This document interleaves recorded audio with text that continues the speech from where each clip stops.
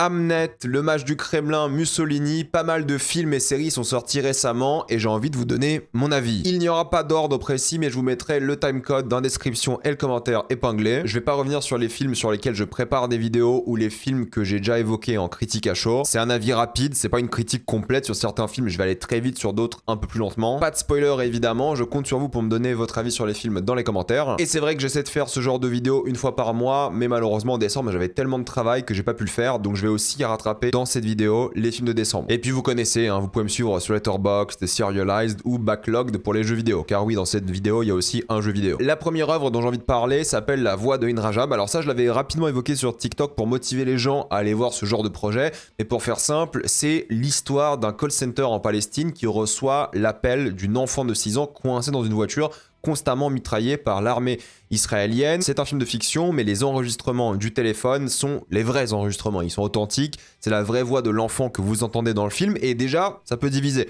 Je veux dire, oui, ils font un film de fiction pour l'argent, entre guillemets, avec la voix d'une enfant décédée. Je comprends les gens énervés par rapport à ça. Mais, d'un point de vue assez intéressant par rapport au film, il va brouiller les pistes entre la réalité, la fiction, en montrant aussi des vidéos des vrais événements. Donc il y a un vrai travail de reconstitution. Et je comprends les gens qui sont vexés, qui ne tolèrent pas ce genre d'exercice, vu la sériosité du sujet. Mais je pense que moi c'est assez intéressant, déjà parce que c'est un film à part entière avant tout, et en plus de ça, ça permet de parler d'un sujet important, et il y a de plus en plus de films sur la Palestine d'ailleurs, parce que c'est à la fois un huis clos efficace qui va utiliser beaucoup de projections à l'image, parce que tout se passe dans le call center, donc vraiment toute l'action, ça sera vraiment un seul et unique endroit, mais il y aura des projections de cartes, de sons, de photos, de dessins, qui vont créer des conflits entre les personnages qui veulent tous bien faire. Mais il y a une hiérarchie, que ce soit verticale ou horizontale. Il y a des vrais soucis dans le call center, même s'ils sont tous d'accord sur l'idée de sauver la gamine, ils ont des métiers différents, des responsabilités différentes, et ils doivent les respecter tout en essayant de sauver une enfant qui va potentiellement se faire tuer par l'armée israélienne. En plus, l'enfant, elle est entourée des cadavres de sa famille, c'est horrible, et c'est une critique donc de la lenteur et l'inefficacité du système, mais surtout, et évidemment, des rouages mis en place par Israël pour continuer de massacrer des populations locales qui n'ont rien fait, quoi. Je veux dire, c'est ça aussi la grosse critique, c'est Israël qui décide de tout et qui décide aussi de mitrailler des enfants qui n'ont aucune importance dans ce genre de conflit. Littéralement, c'est des gamins. Déjà, les civils, c'est évidemment chaud de les massacrer, mais alors ça, c'est une gamine de 6 ans, c'est catastrophique, donc ils essaient de la sauver, et le film va vraiment se concentrer sur la résolution de problèmes et l'incapacité des gens qui ont toutes les bonnes intentions du monde, mais ils n'arrivent pas à faire face à l'oppression hiérarchique, et c'est ça qui est frustrant pour les personnages, pour le spectateur évidemment, et c'est oui peut-être un peu too much je trouve en termes de pathos à certains moments, mais en toute sincérité je pense qu'on peut s'identifier à tous les personnages, je pense qu'on peut s'identifier au message de l'œuvre, non pas que l'identification c'est quelque chose d'important pour un film, mais tu ressens de la vraie empathie, tu te mets un peu à leur place et ça aide je pense aussi, car oui il y a certains personnages qui ont des réactions qui sont évidemment agaçantes, mais elles sont compréhensibles. C'est ça qui est vraiment frustrant pour le spectateur, mais à la fois tu comprends, et c'est là la force du film, je trouve. Mais oui, parfois ils vont en faire des caisses avec la gamine qui est peut-être morte, pas morte, et ils jouent cette case-là plusieurs fois dans le film. Donc en tant que film, c'est un peu répétitif, j'admets. En tant que film important, sur un sujet important, c'est quand même assez intéressant, c'est pas mal, ça reprend comme une vraie reconstitution, c'est intéressant, mais oui, c'est un visionnage assez difficile, alors que c'est qu'1h30, mais soit assez longue, vu la difficulté du sujet, et c'est poignant, et c'est quand même un film qui va mettre toute la salle en larmes, pour ceux qui l'ont vu, vous savez à quel point. Donc je pense que c'est intéressant de soutenir ce genre de cinéma pour que les gens comprennent. Après, quelle est l'utilité de ce genre de film? On pourrait en discuter pendant des heures. Est-ce que ça va vraiment influencer des gens qui sont contre la Palestine? Je ne pense pas, de toute façon ils vont pas voir ce genre de film, mais pour ceux qui veulent voir un bon divertissement, qui utilise peut-être des méthodes controversées, ça reste un bon film, ça reste un film important, et ça raconte une histoire vraie qui est malheureusement trop récurrente dans ce genre de cas, dans cette région et à cette époque. Donc oui, il faut soutenir, je pense, ce genre de cinéma, qui est à la fois bien fait pour dénoncer l'armée d'occupation génocidaire d'Israël, et en même temps qui crée un produit divertissement. Et c'est là le débat, encore une fois, éthique. Est-ce que c'est ok de créer un produit divertissement comme ça, qui est bien fait, qui est touchant, pour faire de l'argent aussi, et en même temps utiliser une gamine qui est décédée? Bon, c'est un autre débat, j'ai pas envie d'entrer dans ça, mais le film est vraiment bien et je peux vous le conseiller. Pour préparer la sortie de Make to My Love Canto Doué, je me suis rematé du coup Canto Uno, et pour moi ça reste un chef-d'œuvre. Pour ceux qui connaissent pas l'histoire, c'est grosso modo des personnages en été qui se tournent un peu autour. Il y a une sorte de circulation du désir, de l'envie, ils veulent tous un peu coucher ensemble, mais ils sont en couple, ils sont pas en couple. Il y a un truc par rapport à ça, et c'est vraiment l'histoire de l'été où tu as envie de tirer ton coup, en même temps de créer des choses un peu plus éternelles, plus passionnelles, et ça reste pour moi le premier film un véritable chef-d'œuvre parce qu'on plonge dans la chaleur estivale, de la tentation, du désir, et c'est hypnotisant à voir, suivre ces personnages en quête d'amour, de contact charnel, mais aussi de liberté. Fatalement, parce qu'il y a des personnages qui sont un peu enfermés dans leur vie, ils ont envie de s'échapper de ça.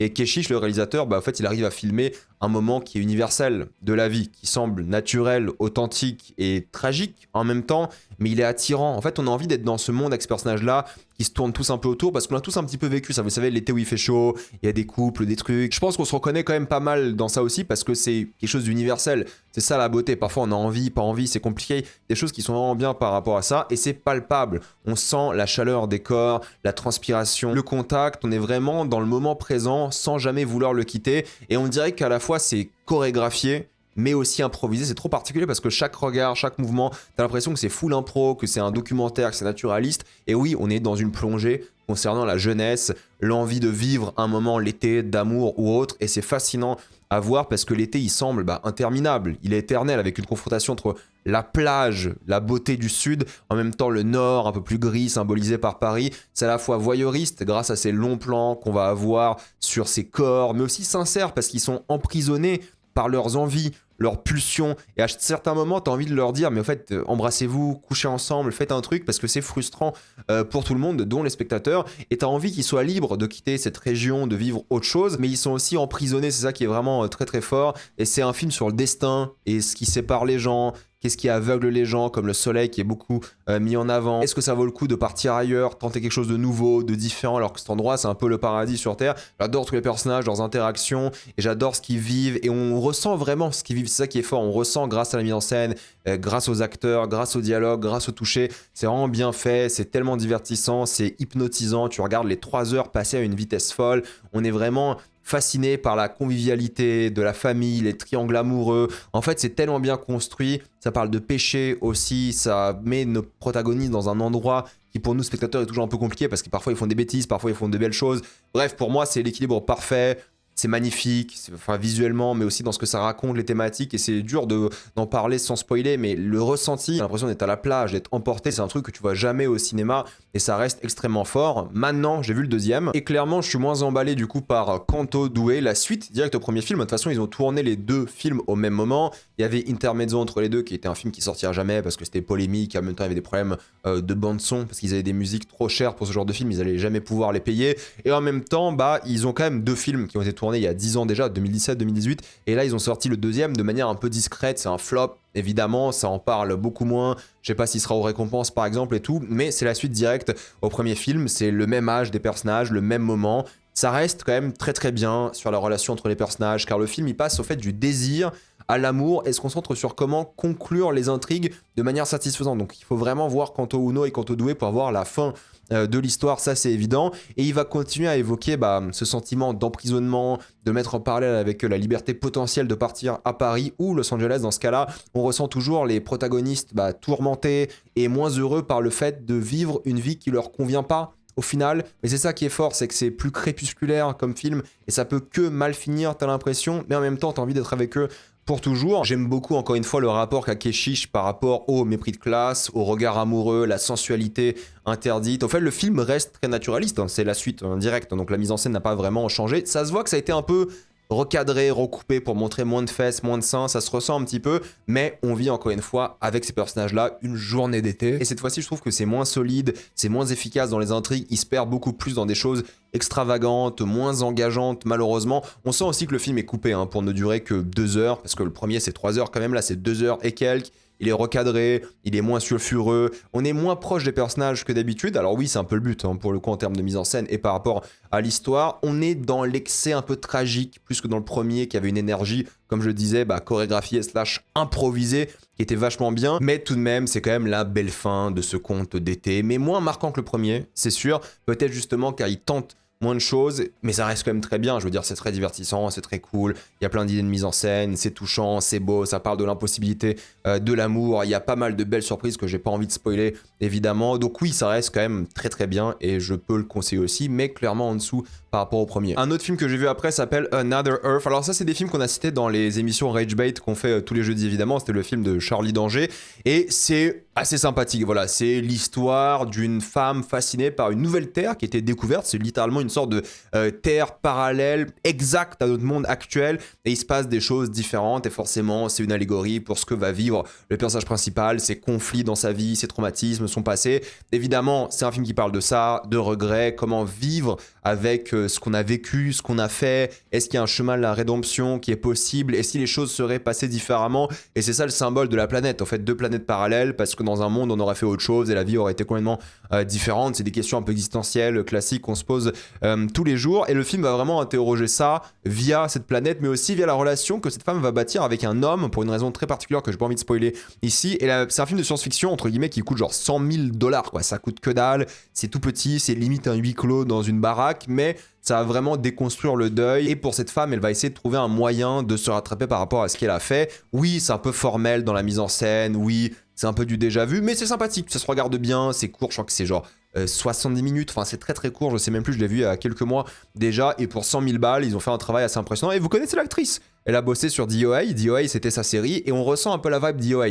Donc si vous avez bien aimé DOA, hein, mais alors c'est pas exactement la même chose, vous allez peut-être aimer Another Earth, que je peux limite du coup conseiller. Un autre film que j'ai revu cette fois-ci, c'est Loving Vincent, justement parce que pour Rage Bait, on préparait une émission animation, et je devais revoir certains films, je voulais vraiment les mettre en avant, et j'ai un peu revu Loving Vincent à la baisse, pour le coup, mais ça reste quand même très très bien. C'est l'histoire d'un homme qui enquête sur le suicide de Van Gogh. C'est un film d'animation qui est fait en rotoscopie, donc les acteurs étaient présents lors du tournage, il y avait littéralement un tournage, mais les animateurs ont repeint par-dessus à la main. Je crois que c'était 400 000 tableaux pour celui-ci. Ils ont fait un autre film, du coup les animateurs, c'était La jeune fille chez les paysans, un truc comme ça, c'est un studio polonais. Là, c'est du coup un film polonais-britannique et c'était assez intéressant de ce point de vue-là. Mais du coup, ils ont tout repeint par-dessus dans le style de Van Gogh et ça mélange sa manière de peindre de ces différentes époques en fonction des flashbacks présentés et ça crée une esthétique quand même assez unique.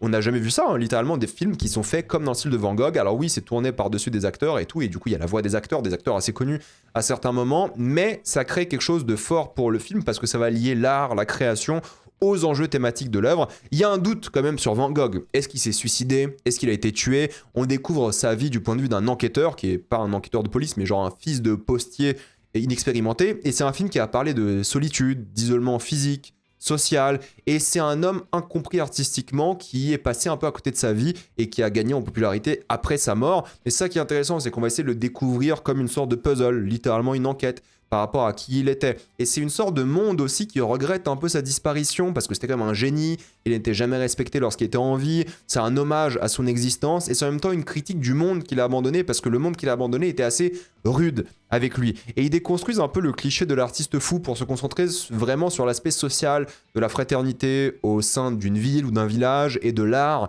L'art sert-elle à humaniser et transcender le temps, mais à quel prix? Je veux dire, oui, Van Gogh, c'est aujourd'hui l'un des artistes les plus connus de l'histoire, mais est-ce qu'il était bien dans sa tête? Est-ce qu'il aurait dû être célèbre de son vivant? Enfin, il y a plein de questions comme ça que le film va poser. Est-ce que l'art, c'est vraiment si important que ça? Comment est-ce que l'art transcende le temps? C'est satisfaisant de voir cette enquête, de voir ces personnages, de voir un peu... C'est presque un thriller d'enquête à certains moments parce qu'il y a des secrets, il y a des choses dans le village qui se passent de manière différente, une incertitude par rapport à ce qu'il a vécu Van Gogh, par rapport à toutes ces circonstances-là. Et l'ambiance, je trouve, elle est mémorable. L'été, la chaleur, on la ressent aussi. Mais il y a aussi la froideur du complot que j'aime beaucoup. Donc Loving Vincent, ça reste très cool. C'est pas un grand film, mais j'ai préféré le film d'après, La jeune fille et les paysans. Mais celui-ci reste très très cool. Et c'est une expérience visuellement qui est assez rare, donc profitez-en. Ensuite, j'ai découvert le film qui a rapporté le plus d'argent cette année au box-office, en tout cas l'année 2025, c'est Neja. Grosso modo, il y a deux films Neja, Neja 1 et Neja 2. Et j'ai rattrapé ces films justement pour ma curiosité intellectuelle parce que c'est quand même l'un des films qui a le mieux marché de l'histoire du box-office. Je crois qu'il est 5e pour le coup, donc c'est quand même un truc assez fou. C'est 2,2 milliards au box-office, c'est incroyable. C'est l'histoire donc de Neja, un petit enfant de la mythologie chinoise, né du cosmos et des dieux. C'est un rite initiatique d'un démon qui doit trouver son chemin dans le monde et ne pas succomber aux tentations des ténèbres représentées par les différents antagonistes. C'est un film sur le destin et le libre arbitre face aux préjudices des étrangers dans un monde où la famille est centrale, mais en même temps en méthode d'éducation démodée. Voilà, c'est l'histoire d'un gamin qui vit dans un monde qui n'est pas adapté à lui et qui essaie de s'en sortir. C'est ça qui est fort. Et les deux films vont traiter de ça, hein, du poids de l'héritage, de la corruption du système face auquel la morale des personnages doit triompher. C'est très classique comme genre de film. Les deux premiers, hein, c'est à peu près la même chose en termes d'ambiance, à des échelles différentes. Pour le coup, j'en parle dans quelques secondes. Mais oui, c'est un film sur la morale, très pixarisé en termes de design. C'est vrai, et avec une morale aussi très premier degré. Voilà, oui, il y a de la comédie, oui, il y a du drame, mais il y a quand même une morale assez forte, et le but de l'histoire, c'est de raconter cette morale. Donc ça, c'est assez appréciable pour le coup, et ça va parler de plein de choses sérieuses, comme j'ai cité ici. Et c'est à la fois un film qui est très fun, qui est comique, qui est familial, mais c'est avant tout un énorme kiff d'action, surtout le deuxième film. Le premier, je l'ai trouvé assez timide, je me suis dit, ok, bah c'est sympa comme film, c'est cool, mais bon, c'est pas dingue non plus, quoi. C'est un film d'animation assez lambda. Et les genre 40 dernières minutes du premier, ça devient full action. Je me suis dit, waouh, un film d'animation, d'action, c'est très rare, mine de rien. On peut penser à Disney, Pixar et tout, mais c'est pas vraiment des films d'action. Là, les Neja, les deux, hein, surtout le deuxième, c'est des films d'action épiques, quoi. C'est vraiment hyper généreux, et le deuxième, il balance la sauce dès le début, quoi. Le deuxième, c'est 2h20 de guerre, de baston, c'est une sorte de Seigneur des Anneaux en animation et chinois. Donc c'est mortel de ce point de vue-là. C'est tellement généreux que ça va envoyer des particules de partout. Il y a énormément de personnages. Ça part du principe que vous connaissez la mythologie chinoise. Hein, pour le coup, faut dire la vérité. Mais en fait, tu t'en fiches parce que tu veux voir des gens se foutre sur la gueule. Tu veux voir l'action. C'est impressionnant. Il y a l'émotion, il y a du cœur. C'est vraiment hyper bien réussi. Et c'est ça que j'ai beaucoup apprécié dans l'œuvre. Maintenant, oui, c'est comme si Pixar faisait des films d'action grandioses avec des dragons géants, des soldats et tout. Et vu qu'ils le font pas, faut bien que quelqu'un le fasse. Et c'est Neja qui le fait, et c'est vraiment bien de ce point de vue-là, parce que même si ça prend du temps à démarrer pour le premier film, aujourd'hui ce n'est pas du Disney au rabais. Ils font un truc que Disney et Pixar ne font pas avec une esthétique similaire. Ils font des films épiques, mythologiques, d'action, et ça c'était un énorme kiff. Donc honnêtement, Neja 1 et 2, le premier on peut y aller un petit peu à reculons, le deuxième c'est vraiment généreux, c'est astronomique, c'est mythique littéralement, donc vous allez grave kiffer en termes de film d'animation, c'est vraiment un petit plaisir. Oui, il faut regarder le 1 avant de voir le 2, je le conseille, mais ça se regarde quand même bien, et le 2 pour le coup c'est très très kiffant, et ça vaut le détour. Toujours dans l'animation, j'ai découvert le film Wolf Walkers. C'est une très belle découverte, film malheureusement sorti durant le Covid et personne ne l'a vu au cinéma, mais c'est vachement bien. C'est l'histoire d'une enfant et son père chasseur de loups qui se retrouvent à traquer une meute dangereuse afin de protéger le village. Cette meute a une particularité, elle est gérée par une Wolf Walker, humaine de jour, louve la nuit, qui va mordre le personnage principal et la transformer aussi de la même manière hein, pour devenir une Wolf Walker. C'est un studio irlandais qui fait ça et qui raconte une histoire sur le colonialisme, sur l'intolérance, le racisme et le désastre qu'est la religion. Oui, c'est une œuvre assez blasphématrice, mais c'est un peu les thématiques de l'Irlande. L'Irlande a eu énormément de problèmes avec la religion ces dernières années, il y a eu énormément de féodalisme, de problèmes comme ça, et le colonialisme britannique. Donc c'est vraiment très irlandais comme projet, et les loups sont vus comme des envahisseurs, pendant que le dictateur local est perçu comme un héros. C'est ça la critique du film, et c'est une critique aussi acerbe du patriarcat forcément, qui va oppresser beaucoup les femmes. Il y a beaucoup de scènes par rapport à ça, et les hommes sont toujours mis en avant dans des rôles qui sont peut-être pas les plus agréables pour eux et qui leur conviennent pas, mais c'est ça le patriarcat. Le patriarcat il fait du mal aux femmes évidemment, mais aussi aux hommes, et c'est une fable sur la libération féminine, sur la sororité, sur l'importance de la famille, de l'appartenance à une communauté face aux despotes hein, qui détruisent aussi bien la nature que la société. Et l'ambiance est tellement unique, tellement kiffante, l'animation est géniale, c'est aussi un pur plaisir. Hein. J'ai préféré, je pense, ce film-là à Neja 2, par exemple à Loving Vincent, et je m'en rappellerai, je pense, pendant un long moment, parce que c'est assez unique, encore une fois. C'est un grand kiff parce que ça va parler de la vie en ville, la vie en nature, le contraste entre les deux. Il y a pas mal de couleurs qui s'y opposent, et les formes. En fait, la ville, elle est très rectangulaire, la nature, elle est très ronde. Il y a toute une ambiance sombre et dessinée par rapport à ça, et en même temps qui est pleine d'optimisme dans la nature, qui est forte, qui est belle, qui donne envie de plonger dedans, qui est chaleureuse, et c'est génial quoi. Il y a un beau mélange de 2D, 3D à la main et tout, c'est un rythme initiatique, c'est classique comme histoire, mais que c'est efficace, que c'est mémorable. C'est vraiment une femme qui rentre dans un nouveau univers, qui va vivre avec elle, qui va aider cette nature à littéralement changer, évoluer, faire face à la ville. Oui, c'est classique, encore une fois, comme histoire. La morale est bien, mais ça parle de thématiques sérieuses qu'on voit rarement dans ce genre de film d'animation. Donc, Wolf Walkers, c'était un petit bijou me concernant, une petite pépite. J'ai beaucoup aimé, donc je ne peux que vous conseiller l'œuvre. Ensuite, vu qu'on a eu Malik Bentala dans l'émission Rage Bait, je me suis dit que ça serait intéressant de parler de son film. Jacques Mimoun, il était réalisateur du projet, il joue aussi dedans, il a le rôle principal, et je m'attendais vraiment à détester.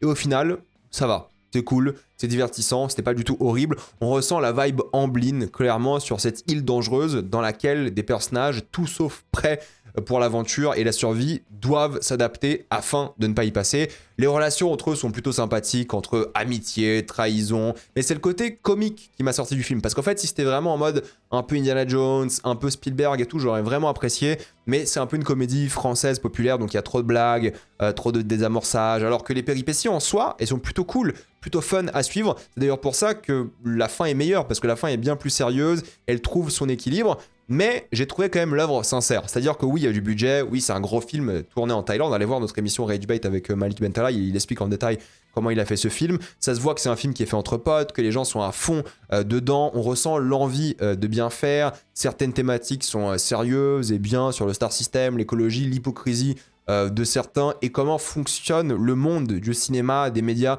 de manière générale. Après oui, c'est filmé un peu de manière académique, certes, et il y a ces défauts de comédie populaire, mais le film, honnêtement, quand il est plus sérieux et moins clownesque, c'est pas mal du tout, c'est cool et c'est aussi assez impressionnant concernant le budget. Il y a des séquences d'action qui sont majoritairement réglées par des dialogues, c'est un peu dommage.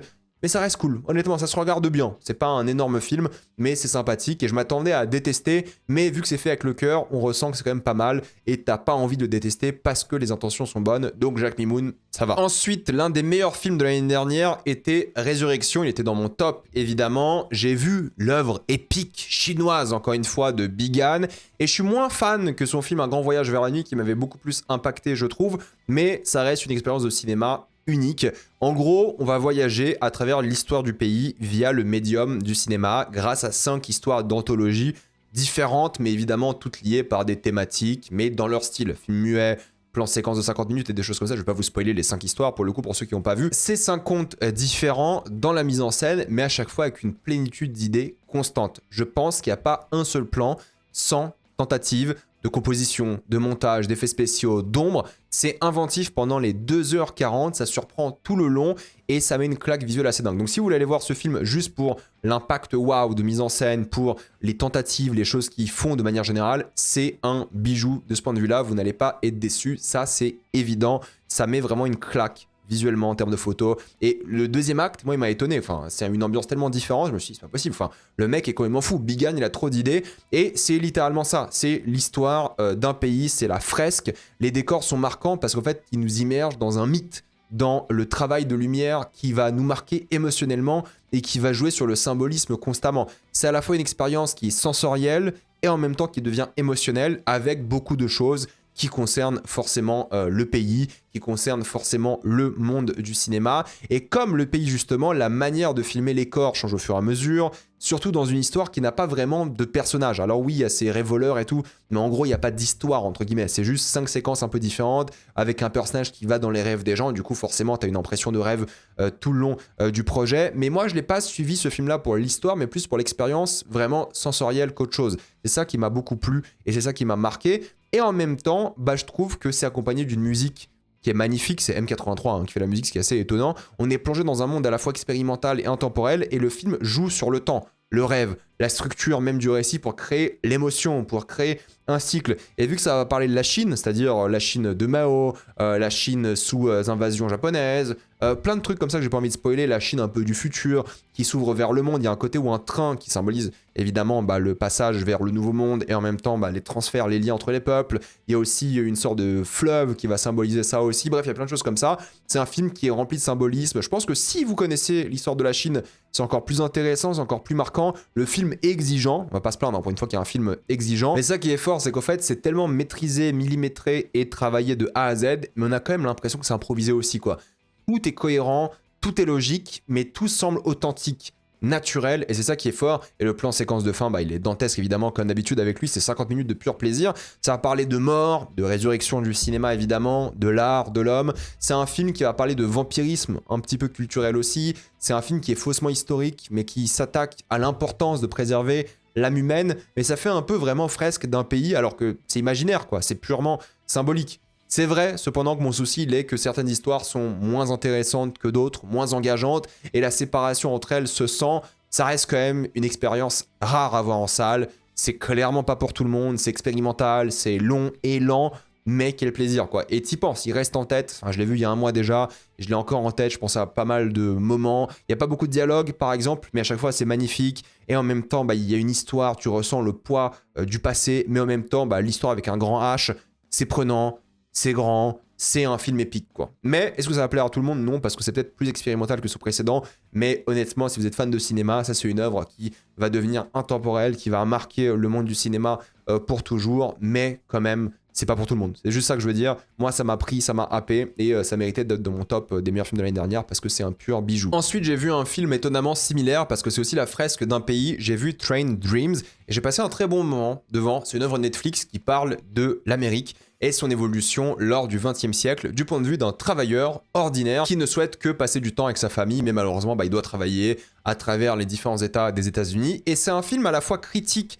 du racisme, de la xénophobie ambiante du pays à l'époque, comme quoi, hein, ça n'a pas beaucoup changé, mais aussi du prix humain de l'évolution technologique. Je parlais de résurrection de Bigan par rapport au train, mais littéralement ici le train est un outil important de l'évolution d'un pays, des marqueurs temporels, de ce que la technologie a à nous offrir, des liens faits entre les humains, et le mec travaille sur des trains. Donc à un moment, c'est complètement logique, et notre protagoniste, il va vraiment témoigner à chaque fois d'événements mineurs, mais qui vont représenter l'échelle plus macro du pays dans sa globalité, et c'est bien ça sa particularité, c'est qu'en fait il y a une histoire par rapport à lui, sa famille, le deuil, le chagrin, mais en même temps c'est un film qui parle du pays avant tout, et c'est ça qui est bien, c'est qu'il ne fait que témoigner, cet homme-là. Il ne voit pas le pays changer à cause de lui ou grâce à lui, il le voit juste changer.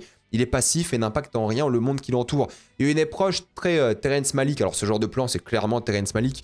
Par exemple, dans la mise en scène, les naturalistes, esthétiques, lumière naturelle, grands angles pour montrer le monde pendant que les personnages sont tout petits. Format d'image typique de l'époque et une véritable sensation de souvenir. C'est un film qui joue vraiment sur les mémoires, les regrets, les traumatismes et ces choses-là. De nombreux flash forward par exemple. Et quand le film ne parle pas de l'Amérique, par contre, il tacle justement ce chagrin, cette solitude, la douleur du passé qui mène à l'isolation. C'est une œuvre qui est mélancolique, qui est relaxante, qui est douce. Et c'est ça que j'ai beaucoup aimé, parce qu'elle est douce, amère.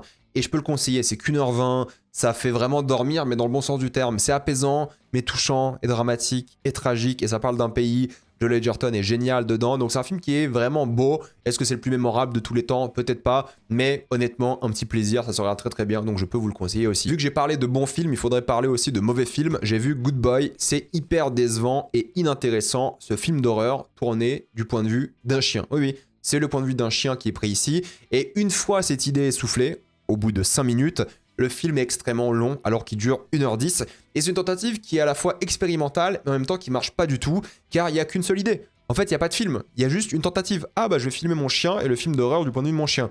Ok, mais encore, qu'est-ce que tu fais avec ton histoire? Qu'est-ce que tu racontes? En théorie, j'aime bien les thématiques de l'œuvre sur la vulnérabilité, l'isolation aussi, le trauma générationnel et la loyauté inconditionnelle d'un animal face à la mort inévitable d'un maître.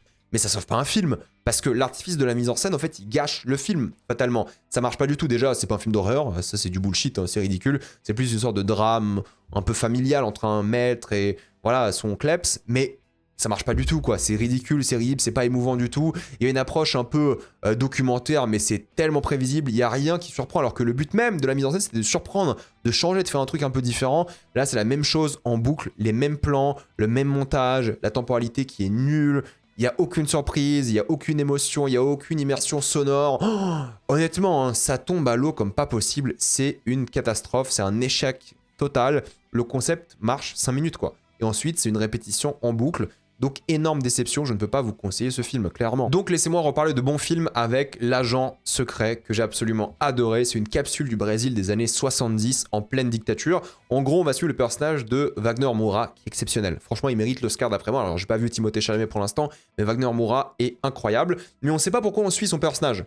On sait pas. Alors, c'est l'agent secret, on sait même pas. Est-ce que c'est lui l'agent? Est-ce que c'est quelqu'un d'autre? Avant un long moment, on sait pas pourquoi on suit ce mec-là. Il va vagabonder à travers le pays jusqu'à trouver refuge dans une communauté de rescapés qui lui ressemble. En fait, c'est un film qui va critiquer l'autoritarisme et son fonctionnement, la manière dont il étouffe, il empoisonne, il tue le pays pour les bienfaits d'une élite, la nation qui est corrompue, qui est criminel, et ce poison qui se propage sur littéralement tous les habitants en effaçant leur identité et leur propre histoire. Il écrase à la fois la révolution, le moral des dissidents. C'est une œuvre qui est profondément cynique, avec quelques forts moments d'humanité forcément et de douceur, parce que tous ces gens-là, ils sont rescapés, ils vivent dans une communauté et des relations secrètes, quoi. Il y a un truc vraiment d'entraide qui est vraiment beau, mais tout le monde va succomber à la violence systémique de ces dictatures, et le film est vraiment ça. En fait, c'est un hommage d'un homme qui va essayer de se retrouver, d'échapper à de potentiels tueurs.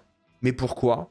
Bah, c'est ça que le film va raconter. C'est que le film considère la mémoire comme un trésor et comme une quête qu'il faut préserver pour la cohésion des communautés, familles, universités, voisinage, mais aussi pour lutter contre les dérives de la dictature. C'est un film clairement anti-dictature. C'est un film qui change aussi régulièrement de genre entre l'espionnage, le drame familial ou encore le thriller politique. L'époque elle-même du film devient un personnage à part entière parce qu'en fait, il établit une fresque de ce pays à travers plusieurs villes. C'est une plongée dans un moment précis, dans un lieu précis. Et il utilise vraiment le cinéma, encore une fois, et les objets même de la caméra et du micro, par exemple, pour raconter l'histoire des traumas, des rêves et juste d'une famille impossible. Et c'est 2h45, c'est assez long, mais on voit pas le temps passer, quoi. C'est aussi long que Résurrection. Résurrection, on voit le temps passer et tout. Là, on n'y voit que dalle, quoi. Là, j'étais complètement dedans. J'étais immergé, j'étais pris par l'histoire, j'étais à fond et j'ai adoré, quoi. Il y a de nombreuses surprises, l'ambiance, la précision de la mise en scène et du montage, il n'y a pas un bout de gras et c'est exceptionnel de A à Z. C'est l'un des meilleurs films de l'année dernière, c'est mérité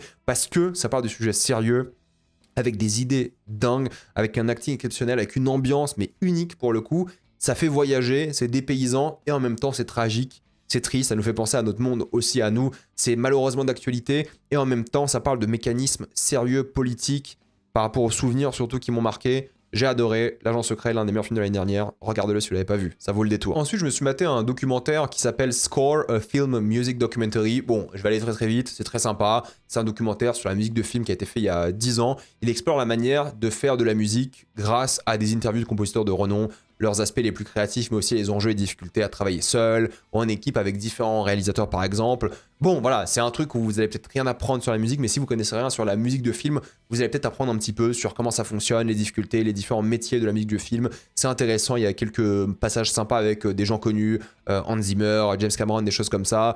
Bon, c'est sympathique sans plus, c'est assez court, j'ai regardé ça parce que c'est Sam Worthington qui l'avait conseillé dans une interview quand il faisait la promo d'Avatar. Il a dit que c'était vraiment très très bien, et oui, c'est sympa, ça rend un petit peu hommage aux compositeurs et aux équipes un peu de l'ombre de la composition. C'est pas incroyable, mais c'est cool, donc je pense que ça mérite un petit peu le détour. Vous n'allez peut-être pas vous en rappeler, contrairement à Soundtrack to Coup d'État, qui est vraiment très très bon. C'est un documentaire sur comment Louis Armstrong est envoyé en tant que distraction au Congo lors d'un coup d'État post-colonial. C'est un film qui mélange parfaitement la musique jazz dans sa narration, mais aussi dans ses thématiques. C'est d'ailleurs en fait ça qui est intéressant, c'est qu'on voit pas les 2h30 passer, car il y a beaucoup de musicalité, il y a beaucoup de choses par rapport à comment on crée et divertit du monde pour faire passer des idées politiques. Et ça qui est fort, c'est qu'en fait c'est un outil de propagande. C'est une musique que nous on adore, le jazz, mais qui est souvent utilisée aussi pour marquer le chaos, la révolte. Mais l'Occident va utiliser la culture comme bras droit de l'impérialisme en Afrique, et c'est d'ailleurs montré à l'image qui alterne entre des archives de l'époque et pubs de produits populaires d'aujourd'hui comme Apple, parce que le Congo, il y a un enjeu majeur par rapport à ces grosses entreprises, par rapport aux minerais aussi. C'est le pays où il y a le plus de minerais au monde que tout le monde veut avoir. Donc, même dans un monde post-colonial, il y a encore des coups d'État post-coloniaux, justement. C'est ça qui est tragique et dur, et c'est un film sur ça, sur l'intersectionnalité des droits civiques américains et la fausse décolonisation de l'Afrique, avec beaucoup d'extraits de spécialistes qui ont souffert de la présence des USA et de l'Europe sur le territoire. Et c'est ça qui est fort, c'est que c'est un mélange parfait en termes de rythme, où il y a la musique qui est montrée de manière joyeuse, mais aussi horrible, et en tant que distraction pour créer des choses encore plus horribles, les intérêts capitalistes des entreprises, des gouvernements en Afrique, pour rendre l'Afrique encore plus serviable. Et c'est justement ça qui est fort, c'est d'entendre le jazz sur les bruits des mitraillettes, sur des images de pure violence chaotique exercée par les puissants, pendant que nous on kiffe la bande son. C'est ça qui est fort, et ça nous met dans le même état d'esprit que les gens qui étaient colonisés à l'époque, d'un point de vue émotionnel entre guillemets, hein. Rapidement on essaie de se rapprocher de ça, par rapport à l'art du documentaire, par rapport à comment il utilise la musique, la mise en scène, le montage pour nous faire ressentir des choses dramatiques. C'est ça qui est très très bien. C'est mélancolique aussi, mais c'est avant tout un hommage à l'indépendance, à l'optimisme, à l'unité africaine face à la machine de guerre et la désinformation des colons. Il y a tellement de choses dans ce documentaire, c'est 2h30, c'est assez long, mais il se passe tellement de choses, on pourrait en parler pendant des heures parce que c'est hyper profond, c'est touchant, c'est beau, et en même temps il y a plein d'artifices de mise en scène qui sont vraiment efficaces, et ça parle de sujets mais tellement importants. oui, ça mérite d'être vu, c'est un beau projet et vous allez vous en rappeler, clairement. J'ai vu un autre film, alors là je pense que personne l'a vu celui-ci dans les commentaires, mais en gros ça s'appelle Avril ou April. April, c'est un film géorgien expérimental sur une femme qui pratique des avortements illégaux dans les villages. Pourquoi est-ce que j'ai vu ce film? C'est qu'il y avait un mec, un critique que j'aime bien, qui l'avait mis top 1 des 6 premiers mois de 2025. Du coup, je l'ai regardé et c'est très difficile à conseiller, honnêtement, parce que c'est un mélange de genres très particulier. À la fois, c'est surréaliste, à la fois, c'est purement symbolique, avec des plans interminables sur des éléments qui bougent à peine, et cela plusieurs fois dans le film. Il y a un côté tellement naturaliste à montrer le road trip comme une épreuve violente, longue et secrète, mais sincère. Parce qu'en fait, c'est un pays qui est dominé par le patriarcat qui pousse les femmes à avorter secrètement. Parce que si tu avortes, tu te fais arrêter, c'est pas légal et des choses comme ça, les hommes vont te faire du mal. Et les scènes de dialogue sont aussi très simples, mais longues, avec beaucoup de temps de pause entre chaque réplique, et cela montre vraiment la répression des hommes sur les femmes, mais aussi sur le service médical, parce que c'est une infirmière qui va faire ce travail-là, elle va aller de village à village pour faire justement ces avortements, mais c'est un processus qui est illégal, qui est difficile, qui est horrible, qu'on va te montrer dès le début, pour le coup, de manière assez graphique, et c'est très dur à voir. Donc il y a une opposition qui est évidente entre la naissance montrée pleinement et l'avortement comme une expérience commune et nécessaire dans chaque pays. C'est limite un film d'espionnage à certains moments, c'est assez fort, par les mécanismes de ce secret, de la politique répressive du gouvernement qui condamne et punit les dissidents. C'est très bizarre comme manière de faire, c'est très bizarre les interactions qu'ont les personnages, c'est très étonnant, mais ça fait très documentaire aussi, pourtant c'est de la fiction. Mais le film va justement utiliser beaucoup le temps et les nombreux paysages pour montrer l'évolution du pays et la difficulté à continuer le métier de notre protagoniste. Je veux dire, et les médecins, elle a envie de sauver le monde, mais elle peut pas parce que la loi l'empêche de faire son travail. L'empêche d'être une femme comme elle aimerait être, donc c'est fascinant de ce point de vue-là. Et justement, la nature va suggérer la liberté en opposition à l'enfermement du corps médical, des hôpitaux de manière générale, et l'État qui va pousser plein de gens à l'isolement. C'est très particulier, c'est le film le plus difficile à regarder de la liste, mais je pense que ça peut valoir le détour pour les gens qui sont intéressés par ce genre de projet et ce genre d'histoire. Mais encore une fois, vous allez voir, hein, dès le début, c'est très bizarre. Ensuite, je me suis infligé Primitive War. Alors oui, c'est un vrai film qui existe. J'ai vu Primitive War, c'est la guerre du Vietnam avec des dinosaures, et c'est bel et bien de la merde. Et moi, j'étais déçu parce que je me suis dit, putain, guerre du Vietnam avec des dinosaures, ça va être génial, ça va être trop bien. Alors, on peut critiquer un peu les effets spéciaux qui sont généralement catastrophiques, hein, mais c'est tout le reste qui va pas, en fait. Comment c'est possible de rater un film de dinosaures durant la guerre du Vietnam? Comment c'est possible? Eh bien, en écrivant des personnages horribles qu'on a envie de voir mourir constamment, en n'ayant aucune scène flippante ou excitante avec des dinos, et en faisant durer le film 2h15, alors qu'il ne se passe rien du tout. C'est insupportable de ce point de vue-là. Comment tu fais un film avec des dinosaures où il ne se passe rien? Je comprends pas. Et on comprend rien au film de manière générale, il n'y a aucun enjeu, aucune direction. C'est une torture, honnêtement, avec quasiment rien à sauver, sauf aller quelques petits moments de ridicule qui font passer cette bouse premier degré à un nanar, mais ça dure quelques minutes, quoi. C'est dur à regarder. Je me suis dit, putain, comment tu fais, quoi? Comment tu fais un film avec des dinosaures au Vietnam? Et c'est de la merde. Moi, ça m'a énormément déçu. Je me suis dit, putain, c'est pas possible de faire ça. En plus, il y a des effets spéciaux et des dinosaures et tout. Non, c'est nul à chier, perdez pas votre temps. Ça ne vaut clairement pas le détour. C'était un enfer. Mais pour en parler d'un truc un peu différent, c'est Sisu 2. Alors, Sisu, Road to Revenge. Et j'avais détesté le premier Sisu que j'ai trouvé ridicule, mal filmé, trop long pour ce que c'était. Cependant, Sisu 2, Road to Revenge, il s'assume tellement plus dans le ridicule, le grotesque et la pure violence d'action pendant 1h30. 1h30 et c'est plié. Et c'est full action non-stop. C'était grave kiffant. Tout est exagéré, surjoué et tout le monde en fait des caisses. Mais c'est de l'action non-stop. Du coup, ça va. Il y a plein d'idées loufoques qui marchent, qui créent un univers de film cohérent. Chose qui manquait clairement au premier film. Et là, Stephen Lang, il joue le méchant russe qui est avec un accent ridicule. Mais c'est un parfait antagoniste à notre tueur de nazis finlandais. Rappelez-vous, hein, dans le premier film, il tuait des nazis. Là, il va tuer des Russes pour retourner en Finlande, parce que vous savez, après la guerre, il y avait des séparations de territoire, et la Finlande a perdu du territoire, et c'était devenu russe. Donc il fallait quitter la Russie pour arriver en Finlande, et c'est ce qu'il essaie de faire, mais il y a ce méchant qui va le suivre tout le long. Et c'est ça qui est fort, c'est que c'est une rivalité entre deux darons, quoi. Enfin, deux grands darons, même, pour le coup. Et c'est ça qui est fun, c'est qu'ils vont faire les choses les plus sordides et inimaginables possibles pour s'entretuer. C'est fun, c'est drôle, il veut juste retourner à la maison, ça va très très loin, je crois qu'il dit aucun mot le mec. Il dit rien dans le film si je dis pas de bêtises, c'est très premier degré et ça donne limite envie d'en voir plus car la série de films, c'est trouver une sorte d'ambiance, ça évite la redite du premier et ça crée un road trip à la Mad Max qui s'arrête de manière bien plus qu'explosive. Donc j'ai grave kiffé 6 ou 2 alors que j'avais pas du tout aimé le premier. Celui-ci, je peux clairement le conseiller. Ensuite, j'ai vu She Rides Shotgun, ça c'est sur Amazon Prime. En gros, c'est très sympathique. C'est avec Taron Egerton qui joue un ancien nazi qui doit s'occuper de sa fille tout en échappant à la police et aux suprémacistes blancs qui l'a trahi dans l'œuvre. C'est un thriller sur la parentalité, sur la rédemption, sur comment un ancien prisonnier peut se rattraper moralement par rapport à sa fille qu'il a abandonnée pour le coup, et les crimes qu'il a commis. Le film va donner une réponse assez intéressante à cette question, d'ailleurs dans une redécouverte de l'Amérique rurale, corrompue par le racisme, la drogue et la police. C'est les thématiques classiques de l'enfant qui doit malheureusement grandir trop vite à cause de la société violente dans laquelle elle vit, et en même temps c'est une critique de ce manque de soutien social du système. C'est l'innocence qui meurt à cause d'un monde de plus en plus ambigu, moralement et en pleine fascisation à cause de la pauvreté. Nous, on va voir les bas-fonds de ces villes rurales. Et j'aime beaucoup l'approche minimaliste, thriller, western contemporain, d'action, mélancolique. C'est un film qui est kiffant par rapport à ça, ça va montrer la sauvagerie d'un pays, tu vas t'attacher à la relation entre les personnages, évidemment le père et sa fille, il y aura plein de moments de douceur, de beauté entre les deux, c'est une douceur spirituelle même à certains moments par rapport à la religion.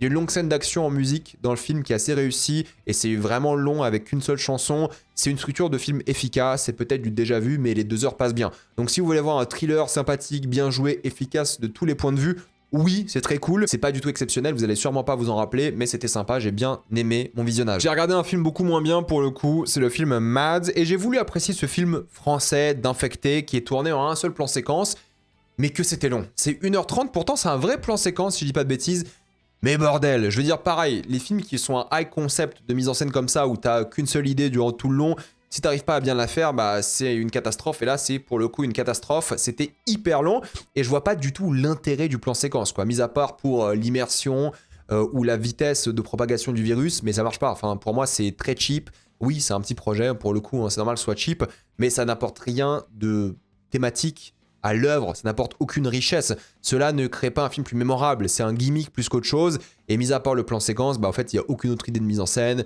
Le film ne tente rien, les personnages sont détestables, il n'y a rien qui va nous marquer. Oh, j'ai rien à dire. J'ai rien à dire sur Mads, belle perte de temps, mais au moins il y a quelques moments un peu cool. Voilà, grâce au sound design, grâce à quelques petits trucs sympathiques en termes d'horreur. Mais bon, l'action reste ratée, il n'y a pas de tension, il n'y a pas de flip, il n'y a rien. Au moins, ça parle un peu de jeunesse, de drogue, d'amour, ça c'était pas mal, mais sinon... Pour moi, c'était complètement à côté de la plaque. Mais j'ai vu un film sympathique que je pensais pas trouver sympathique, c'est le film Eternity, et c'était mignon. En gros, c'est une femme qui arrive au paradis et qui doit choisir avec qui vivre le restant de ses jours. Elle a le choix entre son premier mari décédé durant la guerre et l'autre avec lequel elle a passé le restant de ses jours depuis, donc une quarantaine, voire plus d'années, je sais plus exactement. C'est une comédie romantique qui joue avec son concept, car les 2 anciens époux doivent la convaincre, sauf que le film parle littéralement de ça, de l'illusion du choix, de la rivalité, de l'amour, de la jalousie, du côté passionnel, de l'amour long, imparfait, de l'amour un peu, charnel, automatique, du coup de foudre, ce genre de choses, l'histoire commune. Il y a pas mal de choses dedans, mais c'est classique. Voilà, en termes de mise en scène, ça va rien tenter d'intéressant, mais ça va parler de choses qui sont bien. Les regrets des personnages, le prix à payer pour le bonheur éternel, la difficulté de choisir sa vie, son identité au sein d'un couple, tout en acceptant son passé. Il y a une belle critique aussi de la bureaucratie, car en fait c'est dans une sorte de limbo, le temps de trouver son éternité pour le restant de ses jours, littéralement. La stupidité des règles aussi de la société face au capitalisme qui gâche nos relations amoureuses. Bref, honnêtement, c'est sympathique, ça tombe pas dans le cynisme, ça dégage une forte dose d'optimisme, les acteurs ont une super bonne alchimie, donc ça c'est bien. Il dégage un truc. Oui, Eternity c'était sympa, sans être mémorable ou marquant, c'était très cool. Petite pause pour un film que j'ai vu qui s'appelle In the Soup. C'est le distributeur qui m'a envoyé un lien car il était au cinéma la semaine dernière ou il y a 2 semaines. Et c'est un petit film sympathique sur la création de cinéma, l'envie d'être un auteur sans avoir de contact dans le domaine de népotisme. Ça mélange gangster, créatif, sans argent, immigré qui essaie de s'en sortir dans un monde compliqué. C'est un petit peu drôle, c'est un petit peu divertissant, c'est satirique sur tout ce monde d'ailleurs. Et ce qui est intéressant, c'est que c'est parmi les premiers rôles de Steve Buscemi, Stanley Tucci et Sam Rockwell que vous voyez juste là. Donc c'est sympa de les voir. Il y a aussi pas mal de caméos qui renforcent un peu les stéréotypes. Il y a un réalisateur connu d'ailleurs qui a sorti un film ce mois-ci au cinéma. Bon, il y a pas mal de producteurs mal intentionnés qui exploitent les jeunes, plein d'espoir. Bon, c'est un peu cliché, c'est un peu simple, mais c'est juste rigolo de voir un film des années 90 avec des acteurs qu'on connaît. C'est pas mémorable, quoi. Je l'ai vu, j'ai déjà oublié, mais ça existe. C'est sympa sans plus. On va faire une petite pause afin de parler série télé avec Slow Horses 5e saison et c'est une nouvelle saison de Slow Horses qui est trop bien. Encore une fois, chaque saison de Slow Horses est trop bien, celle-ci n'est pas une exception. En fait, c'est un pur plaisir d'espionnage, à la fois grotesque, sérieux, émouvant. Pour ceux qui connaissent pas Slow Horses, c'est l'histoire de cette unité qui s'appelle les Slow Horses, qui sont des espions un peu ratés, gérés par Gary Oldman, et qui doivent quand même faire des choses sérieuses parce qu'ils n'ont pas le choix, pour plein de raisons différentes. Et cette fois-ci, on va plus plonger dans la psyché des personnages. À force de les mettre dans des situations compliquées, ils sont toujours aussi charismatiques et drôles, même dans les pires moments inimaginables. Et on va plus aller dans ce qui les traumatise, ce qui voilà, crée des vrais problèmes chez eux. La critique politique est encore une fois assez présente hein, sur l'interventionnisme britannique, la colère que ressentent les gens attaqués par le Royaume-Uni à cette époque, le populisme d'extrême droite, l'hypocrisie du centre et ces choses-là. Le gros souci de la série, c'est qu'on en veut toujours plus. Je veux dire, ça va tellement droit au but, il n'y a que 6 épisodes, ça va super vite, on n'est jamais satisfait. En fait, on en veut plus. Alors, satisfait, c'est méchant de ma part, mais en gros, ça va tellement vite et c'est tellement bien et c'est tellement divertissant que on en veut plus. Alors, heureusement que ça sort tous les ans, genre tous les ans en septembre, octobre, il y a une nouvelle saison qui sort. Ils ont déjà fini le tournage de la 6e et ils vont faire le tournage de la 7e bientôt. Donc, tous les ans, il y a du Slow Horses. Mais honnêtement, on en veut toujours plus. C'est tellement divertissant, c'est drôle, c'est intelligent, il y a des idées de mise en scène. Honnêtement, pour les fans d'action, d'espionnage, qui veulent du cœur en même temps, un peu de comédie, un scénario super efficace, adapté de bouquin, c'est pour ça qu'ils écrivent aussi vite aussi, et un grand acting foncé parce que c'est un pur plaisir. Slow Horses, c'est toujours aussi génial. Cette série, elle était dans mon top série 2025, comme pour la série de Monster of Florence, Il Mostro en italien, ou Le Monstre de Florence, je crois en français. Si vous l'avez pas vu, c'est clairement une pépite aussi, c'est l'histoire vraie, entre guillemets, hein, d'un homme ou d'un groupe d'hommes qui massacrent régulièrement des jeunes couples, dont principalement des femmes, pour une raison inconnue. On ne sait pas pourquoi, c'est comme ça, c'est le but de l'histoire, c'est d'essayer de comprendre pourquoi ils font ça. C'est Stefano Sollima qui réalise les 4 épisodes, hein, c'est très rapide, en 4 épisodes, c'est plié, c'est 1 heure à chaque fois, c'est vraiment bien. Le mec a fait Sicario 2, Gomorrah, Adagio récemment, et c'est vraiment la vibe Zodiac de A à Z, et limite c'est un plagiat, mais c'est intéressant parce que ça s'appelle Le Monstre de Florence, mais c'est les bas-fonds de la Florence rurale. C'est sale, c'est malsain, et l'œuvre prend son temps pour mettre en avant le manque de chaleur et de compassion de ces endroits. C'est avant tout une critique du patriarcat évidemment, mais elle explique aussi pourquoi les hommes font ce qu'ils font, pourquoi ils tuent ces femmes-là, c'est quoi cette spécificité qu'ils ont. Et la particularité de la série, c'est qu'en fait on ne suit pas la police, on ne suit pas l'enquête, mais on suit les potentiels tueurs. C'est ça qui est bien, c'est que c'est eux qui seront analysés, qui seront critiqués, tout en laissant planer le doute sur le véritable coupable. En fait, on sait peut-être jamais, à vous de voir la série, hein, ces 4 épisodes, le coupable apparemment inconnu encore aujourd'hui, mais les acteurs justement ils créent un malaise, ils dégoûtent, les femmes elles sont particulièrement excellentes en termes d'acting, de toute façon tout le monde est excellent en termes d'acting, il y a plein d'idées de mise en scène sur l'ambiance, mais bon c'est du Zodiac, hein, disons les choses. Ces 4 épisodes ça se regarde très très bien, et il y a plein de scènes mémorables parce que justement les hommes vont interagir d'une manière, les femmes vont souffrir. C'est vraiment bien. C'est pas facile à regarder et c'est pas la vibe serial killer à Netflix habituelle. Hein. C'est plus une déconstruction de pourquoi les gens font ce qu'ils font et c'est ça qui est intéressant. Et la série ne les respecte jamais. La série ne crée jamais de la compassion pour eux. C'est vraiment une sorte de haine qu'a la série pour ces gens-là, mais elle a envie de les décortiquer, d'essayer de comprendre pourquoi ils font ça. Et la manière dont ils tuent est tellement brutale et violente et... Regardez la série. Honnêtement, j'ai pas envie d'en révéler trop. Ces 4 épisodes, c'est vraiment très très bien. Je ne peux que vous la conseiller. J'ai vu une autre série que j'ai beaucoup aimée qui s'appelle The Chair Company sur HBO cette fois-ci. Et c'est l'une des séries les plus originales de l'année dernière. En gros, c'est un homme qui a été récemment promu, qui s'assoit lors d'une célébration pour sa promotion sur une chaise, qui se casse et qui le fait tomber. Ce qui était censé être son moment de gloire finit par être une sorte d'humiliation. Il va décider de chercher le fabricant pour signaler ce dysfonctionnement parce qu'il sent un peu mal, tu vois, il a été humilié à cause de cette chaise, il a envie de savoir pourquoi cette chaise s'est cassée, donc il va essayer de contacter cette entreprise, mais elle n'existe pas. Littéralement, il n'y a pas d'entreprise, elle n'existe pas. Et c'est là qu'une enquête va débuter et une conspiration va se créer. C'est une série qui est humoristique, à la fois sur les conspirationnistes qui perdent la tête avec des théories farfelues du complot, mais aussi par rapport aux gens qui sont obsédés par une vraie quête de vérité telle que des journalistes. Donc ça mélange bien le truc un peu parano, complotiste, conspirationniste, avec le truc un peu journaliste, thriller, limite d'espionnage à certains moments aussi. Et la série va alterner assez bien entre la famille du personnage principal, qui le considère de plus en plus fou, et la critique des grandes entreprises, qui évitent toute responsabilité pour leurs échecs. C'est très particulier en termes d'humour, ça tente des choses vraiment bizarres, c'est pas pour tout le monde pour le coup. Regardez HBO, regardez les 30 premières minutes, si vous aimez pas, bah arrêtez, hein, parce que ça va être comme ça tout le long. Mais moi, ça m'a pris parce que c'est un thriller comique, surréaliste, avec des choses surprenantes tout le temps, tu sais pas dans quelle direction ça va aller, ça tente des choses en termes de mise en scène, de scénario, ça te met mal à l'aise, c'est à la fois drôle et étonnant, chaque épisode est une surprise qui regorge d'émotions, c'est trop bien. Moi j'ai vraiment trouvé ça trop bien, c'est à chaque fois 8 épisodes de 30 minutes, ça se regarde très très bien, mais l'humour faut l'aimer. Enfin le mec, Tim Robinson, si t'aimes pas ce qu'il fait d'habitude, tu vas passer complètement à côté, mais si t'aimes bien, là il a une œuvre qui fonctionne du tonnerre et je peux que la conseiller, donc foncez la regarder, ça vole des tours. C'est pas la plus grande série de tous les temps, mais c'est particulier et original. Dernière série de cette liste, c'est évidemment Mussolini, l'enfant du siècle, que j'ai adoré. C'était l'une de mes séries préférées l'année dernière. Pour moi, c'est un chef-d'œuvre. En gros, c'est l'histoire de la création du fascisme en Italie avant la Seconde Guerre mondiale. Donc, c'est le début de l'histoire de Mussolini, comment il est arrivé au pouvoir. Et ce qui est bien, c'est qu'en fait, c'est une comédie satirique qui va évidemment complètement se moquer des fascistes, hein, les humilier, mais aussi expliquer aux spectateurs pourquoi cette idée mortifère résonne autant chez les jeunes hommes. Luca Marinelli, que vous avez sûrement vu dans Death Stranding, dans Jig Robot, Les 8 montagnes, enfin plein de projets hyper intéressants. Il a pris grave du poids pour jouer Mussolini et le mec est excellent. Il est au fait hyper intéressant parce que à la fois c'est notre protagoniste, à la fois c'est Mussolini, genre le créateur du fascisme, et il va avoir le droit à des moments qui sont glorieux. T'as des speeches de Mussolini, limite t'as envie de te lever et célébrer parce que tu comprends pourquoi le mec était aussi attractif.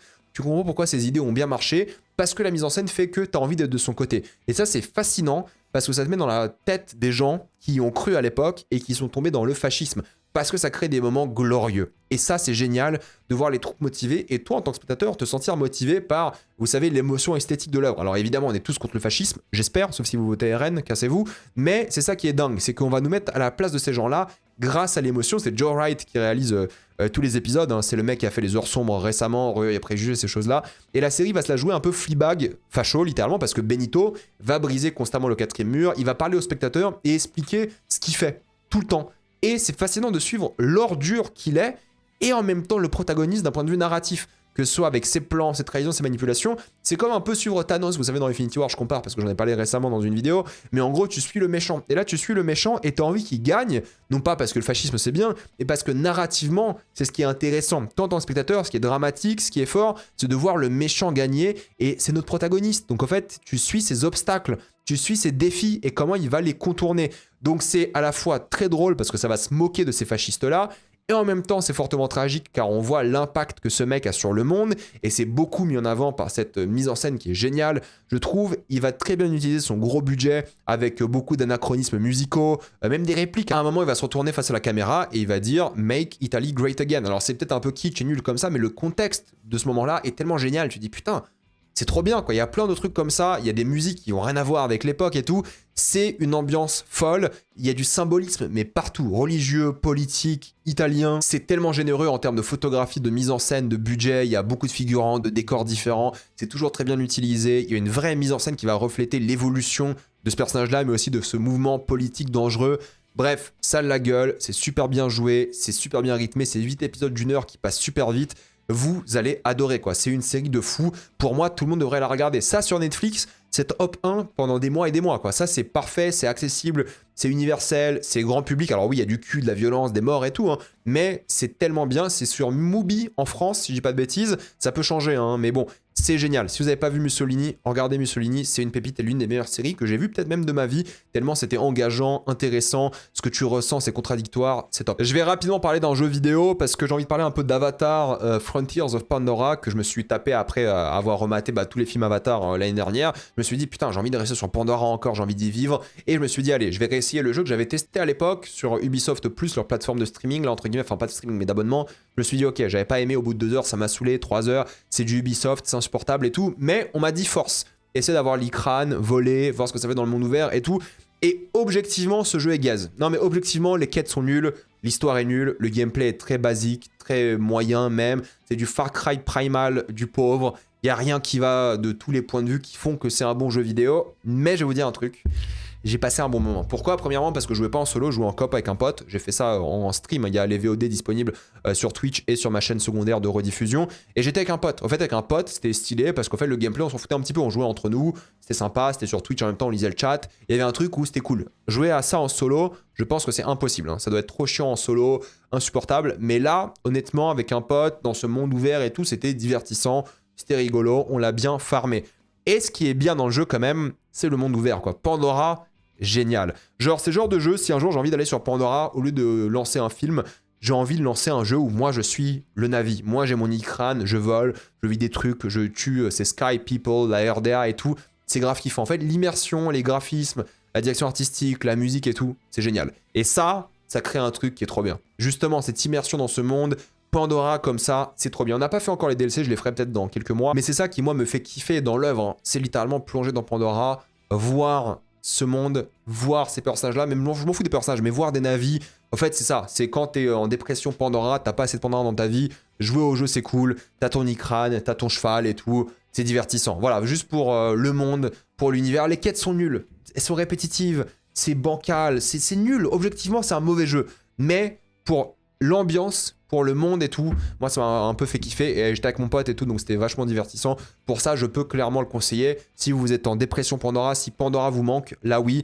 Pour le reste, évidemment, non. Mais pour ces gens-là, franchement, ça vaut le détour. C'est très très sympathique. J'ai envie d'écouter la BO. Je pense souvent à l'esthétique du jeu à certains moments.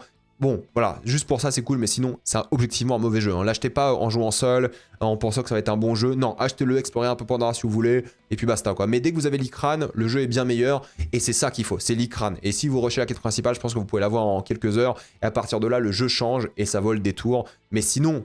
non, honnêtement, hein, non. Avec un pote, ça vaut le coup, hein, mais en solo, si vous aimez grind, ce genre de choses, avoir des points, du level up, d'inventaire et tout, pourquoi pas. Mais moi, j'aime pas ça, ça me saoule, je trouve ça nul. Et c'est du Far Cry, mais mauvais.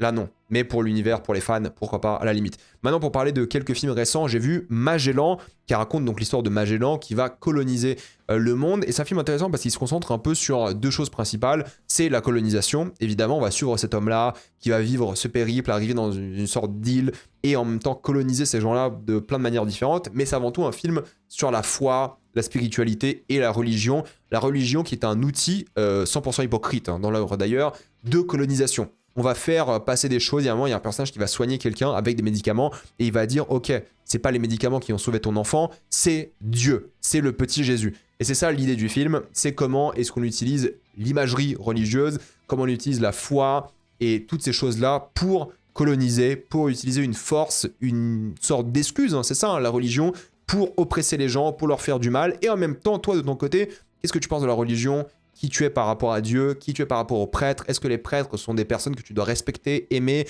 est-ce que c'est bien d'avoir une sorte de Vierge Marie, qui n'est pas vraiment vierge, c'est très particulier. Bon, c'est un film sur la religion d'après moi, et sur la colonisation, et c'est intéressant parce que c'est Lav Diaz qui réalise, et j'avais vu aucun de ses films, parce que j'avais essayé de Norte, mais Norte c'est genre 430 minutes, c'est super long, là c'est 2h40. Pour Lav Diaz, c'est court, je me suis dit vas-y, je vais aller au cinéma, je vais le voir, c'est un film qui est très lent. Il y a beaucoup de plans fixes, quasiment que des plans fixes, si j'ai pas de bêtises, et c'est des super longs plans, mais ils sont magnifiques. Je veux dire, chaque plan, c'est d'une beauté absolue. Tout le monde joue super bien. Tu prends une claque tout le long du film, juste visuellement. Il y a plein d'idées de mise en scène, de composition du cadre. Forcément, tout est dans le symbole, dans l'image, dans la spiritualité, la religion, confrontée à justement l'Occident, les gens qui vont être colonisés, toutes ces choses-là. En plus, tu sais comment ça finit si tu connais l'histoire de Magellan. Et il y a plein de choses intéressantes par rapport à l'identité, par rapport à qui sont les gens, qu'est-ce qu'ils subissent. Et en même temps, bah, ce système, encore une fois, religieux, patriarcal et tout, c'est fascinant de A à Z, mais bordel que c'est long, honnêtement, j'ai failli m'endormir devant. Non pas que c'est mauvais, hein, mais c'est très reposant comme film. Mais en même temps, bah, il y a des choses horribles, il y a des choses, des exécutions, il y a le voyage, le périple à travers le monde, littéralement le détroit de Magellan, c'est ça aussi. Hein. Donc ils vont parler de ça, mais c'est très particulier parce que c'est long. C'est très long et c'est le but du film, c'est de te faire ressentir le passage du temps, de te faire ressentir à quel point c'est dur de vivre ces moments-là, c'est long, c'est compliqué en termes de météo, tu sens la chaleur aussi.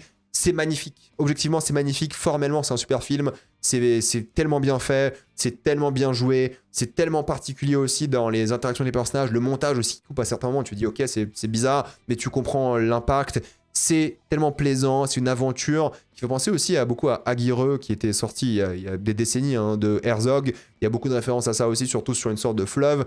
C'est un film sur comment on utilise les armes de Dieu, qui sont des fausses armes en réalité, parce que c'est les armes d'un système religieux fait par des puissants religieux pour faire du mal aux autres. Et c'est comment les gens vont se révolter par rapport à ça, comment ils vont être dans cette secte en réalité, parce qu'ils créent des sectes. Hein. C'est génial, en vrai c'est génial comme film, mais honnêtement, en 2h40, je suis content de l'avoir vu au cinéma, parce qu'à la maison peut-être je me serais endormi, c'est très bien.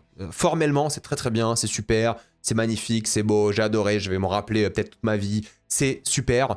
Mais voilà, la séance n'était pas facile, mais c'est le but parce que c'est un enchaînement de peintures, de cadres magnifiques, avec un sujet, un message sérieux, mais ça va laisser 90% des spectateurs de cinéma sur le carreau, quoi, parce que la forme, le rythme, c'est très particulier. Moi, j'ai adoré, je le reverrai peut-être pas dans ma vie, mais j'en garde un très bon souvenir. Ça m'a un peu marqué, il y a des images qui sont pour moi vraiment marquantes et belles et tout. C'est super, Magellan. Mais encore une fois, attention à vous parce qu'il est encore en salle actuellement, mais c'est long. Voilà, je vous le dis, c'est long, c'est pas une critique négative, hein, je vous dis juste, attention, c'est long, pas tout le monde va adhérer, peut-être il se passe rien pour vous, parce que c'est qu'il se passe pas grand-chose fatalement dans le film, c'est un enchaînement d'images, il se passe des choses par rapport au personnage, au symbolisme et tout, mais c'est pas pour tout le monde, c'est peut-être le moins accessible en termes de rythme, pour le coup, de la vidéo, avec le film que j'avais conseillé tout à l'heure, April, mais en termes de film récent, celui-ci est vachement bien, mais pas pour tout le monde, donc attention, si vous allez le voir, préparez-vous un film quand même très lent, par rapport à ça. En tout cas, ce film, moi, il me parle. Là où Hamnet, j'avoue que j'ai eu du mal. Alors, Hamnet, ça va être adoré par plein de personnes, ça va être un chef-d'œuvre pour beaucoup de personnes. C'est Chloé Zhao qui réalise, et en gros,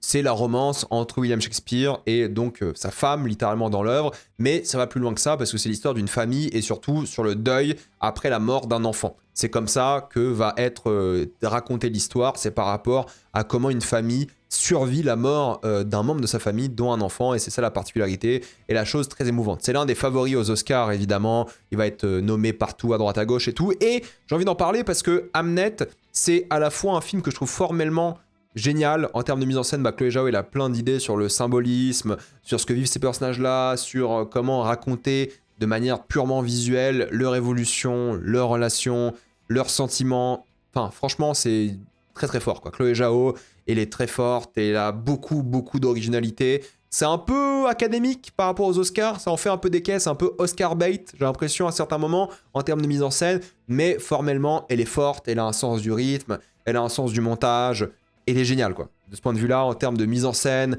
en termes de douceur, de douleur, de direction d'acteur, enfin les deux là, Paul Mescal, exceptionnel, Jessie Buckley, oui, je comprends la nomination qu'elle a eue au Golden Globe, elle a gagné même, je comprends peut-être sûrement la nomination qu'il va avoir aux Oscars, on verra demain.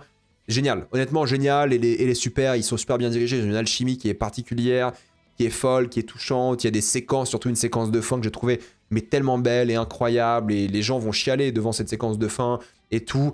Maintenant, moi j'avoue que j'adore tout en théorie, hein, mais ça m'a rien fait. Ça m'a rien fait, j'étais sur le carreau émotionnellement, j'ai rien ressenti du tout, pourtant dans ma salle ça pleurait, les gens étaient émus et tout, moi j'ai rien ressenti. J'étais pas du tout dedans. Peut-être un jour je serai dedans. Mais là, je comprends tout ce que le film fait bien par rapport au deuil, comment tu gères ça dans une fratrie, avec les différents membres de la famille. C'est dur, évidemment, c'est dur de gérer ça parce que, bah oui, avoir un enfant qui meurt, comment tu gères ça en tant que parent, comment tu vis ta vie, les confrontations dans la romance entre les deux parce qu'ils ont des rêves un peu différents. Il y a tout un truc par rapport à Shakespeare, à ses pièces de théâtre, évidemment, ce qu'elle représente l'art, la force de l'art et tout. C'est super bien dirigé. Il y a tellement de choses qui sont intelligentes dans la manière de représenter la nature, le cocon familial, le trou béant de la dépression, de la solitude, de la violence, alors que tu es entouré, tu as une famille et tout, c'est magnifique. Enfin, il y a plein d'idées, plein d'idées, donc je pense que c'est un film qui va tellement émouvoir, et je pense que c'est une très belle œuvre, qui est super touchante, qui marche, mais pas sur moi. Donc en fait, c'est très dur d'en parler, parce que je vois toutes les qualités objectives, et je comprends pourquoi tous les gens adorent, mais moi, honnêtement, je suis passé complètement à côté. C'est pas que je m'ennuyais, mais j'ai trouvé ça long et c'est dommage d'être passé à côté. Peut-être je le reverrai dans quelques mois, quelques années, j'en sais rien, mais je comprends et je peux conseiller ce film parce que franchement, encore une fois, sur l'aspect esthétique, sur l'aspect scénaristique, c'est d'une solidité mais folle. C'est original, c'est inventif, ça reprend les codes, ça les fait changer un petit peu. Bah, Hamnet, c'est tout le symbole du titre aussi, mais en même temps, il y a une sorte de texte au début qui t'explique ce que tu dois comprendre. C'est beau, ça refait un peu des caisses, je pense, en termes d'Oscar bait. Oui, c'est trop symbolique à certains moments. Oui, ça veut chercher un peu les Oscars, les récompenses et tout. Mais c'est naturel, c'est authentique. Tu le ressens qu'il y a une vraie volonté de faire les choses bien. Tu sens que c'est honnête, quoi. Et ça, on peut pas le critiquer, quoi, parce que c'est une bonne chose. Mais moi, émotionnellement, ça m'énerve parce que je suis passé à côté, quoi. Ça qui m'agace et m'énerve. Je suis passé à côté alors que tout le monde a adoré ce film. Moi, je suis un peu sur le carreau. C'est dommage, ça m'énerve un petit peu. Mais j'étais ému, hein, un petit peu à la fin. J'ai trouvé ça beau, je trouvais ça touchant. Mais bon, c'était une petite scène. Le reste, ça m'a beaucoup moins impacté. Peut-être parce que je suis pas père de famille. Peut-être parce que j'ai pas ça. Peut-être parce que j'ai pas connu un vrai deuil majeur dans ma vie pour l'instant. C'est sûrement ça. Hein. Peut-être quand j'aurai vécu un deuil, je regarderai de nouveau Hamnet et je comprendrai. Mais pour l'instant, moi, je suis passé un petit peu à côté. Mais je le conseille, hein, honnêtement, c'est un très bon film. Sur le papier, vous allez peut-être être complètement scotché par ça. Je pense que si vous êtes père ou mère de famille, si vous avez vécu un grand deuil récemment, ça va vous détruire. Moi, vu que j'ai peut-être pas vécu, ça m'a moins atteint. Mais honnêtement, voilà, foncez, c'est le genre de film qu'il faut soutenir aussi. C'est une très belle œuvre, une très belle proposition. Juste pour ça, ça vaut le détour. Passer d'un film comme ça à littéralement The Rip que j'ai vu le lendemain, mais quel enfer The Rip, quel enfer. En fait, The Rip, c'est un film Netflix qui est sorti avec Matt Damon et Ben Affleck. Et je m'en foutais un petit peu, mais je me suis dit, vas-y, Matt Damon, Ben Affleck, ils sont amants. Je dis ça en rigolant évidemment. Je vais regarder le film, peut-être ça va me plaire, peut-être ça va me fasciner. J'aime bien les thrillers. Allez, pourquoi pas thriller d'action.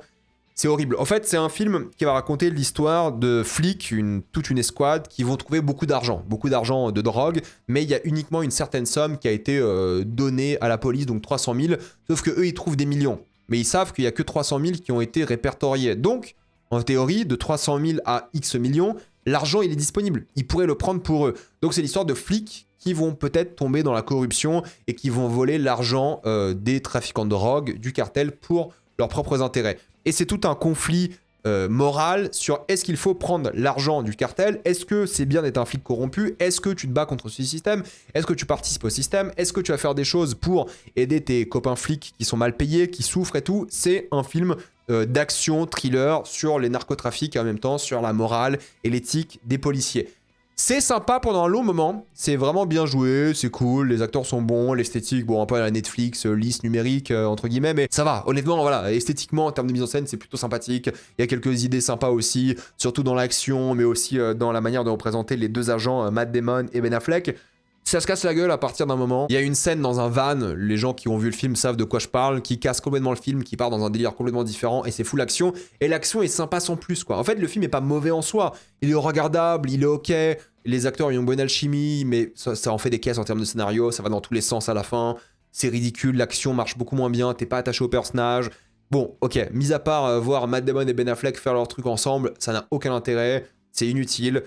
C'est regardable sans plus quoi. Honnêtement, je l'ai déjà oublié, je l'ai vu lundi, aucun souvenir, ça vaut pas les tours d'après moi. Sauf si vous aimez ces thrillers un peu bas de gamme quoi. Ces thrillers un peu bas de gamme avec une esthétique un peu sympatoche et des trucs un peu action. Mais je trouve que l'action est pas aussi bien, je trouve que le thriller est pas aussi bien. Mais j'aime bien la question sur la morale. En fait, ce qui sauve un petit peu le film, c'est le débat autour quoi. C'est le débat éthique. Est-ce qu'il faut le faire, est-ce qu'il faut pas le faire? Quel est le prix de la corruption? Est-ce que c'est ton âme? Est-ce que c'est ton poste? Est-ce que c'est tes amis, tes coéquipiers? En fait, c'est ça qui est intéressant en soi. Et le débat est cool. Mais mis à part ça, le film n'a pas grand chose à raconter et moi ça m'a un petit peu déçu, je m'attendais à entre guillemets un petit peu mieux, mais bon c'est Netflix et forcément je vais l'oublier. Par contre, et mon dernier film de la liste, parce que c'est une longue vidéo je sais mais j'avais beaucoup de retard et c'est 2 mois que je rattrape ici, c'est Le Mage du Kremlin. Alors là, je vous jure, je suis tellement énervé, je suis tellement déçu, je l'ai vu aujourd'hui et ça m'a tellement agacé ce film.